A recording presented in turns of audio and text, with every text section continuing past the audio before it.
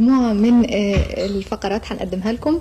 معانا فقرة الإهداءات دي ثابتة في برنامجنا كل أسبوع، لأن حضراتكم بتبعتوا لنا بأسمائكم واختباراتكم ومناسباتكم السعيدة.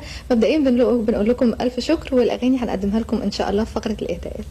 الحقيقة على الرغم إننا قررنا الأسبوع اللي فات أكتر من مرة سواء أنا أو غادة على إن لازم الاختبارات توصل لنا بسرعة عشان فرز الأسماء. الحقيقة النهاردة محدش بيسمع كلامي. الحقيقه النهارده فوجئت انا وغاده بكم هائل من الخطابات، صعب جدا طبعا ان احنا نفرزها دلوقتي حتى قدام حضراتكم، لان ممكن تكون فيها اجابات غير صحيحه.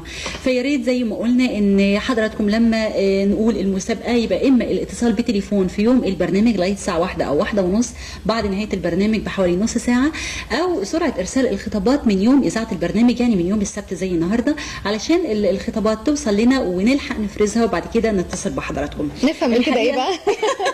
نفهم الكلام ده كده ببساطه ان النهارده مش هنقدر نقدم الفايز، لان ببساطه زي ما قلت لحضراتكم الخطابات لسه واصله لنا النهارده.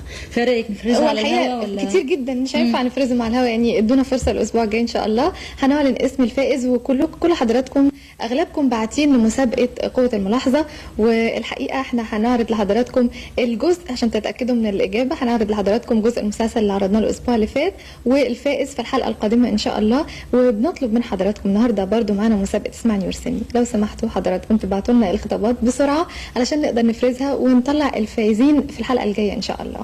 ايضا مشاهدينا الاعزاء معانا اغنيه الذكريات اللي بنقدمها على حضراتكم لهوايه التسجيلات اللي بيحب ان هو يسجل معانا من خلال الكوكتيل. النهارده ان شاء الله هنقدم اغنيه العندليب الاسمر عبد الحليم حافظ احضن الحبايب. طبعا ما تنساش اصدقائنا الصغيرين اللي بيكون معهم لقاءين النهارده، لقاء دلوقتي الكرتون وبعد كده هنشوف صور الاصدقاء الصغيرين. نشوف الكرتون الاول. نبدا مع بعض.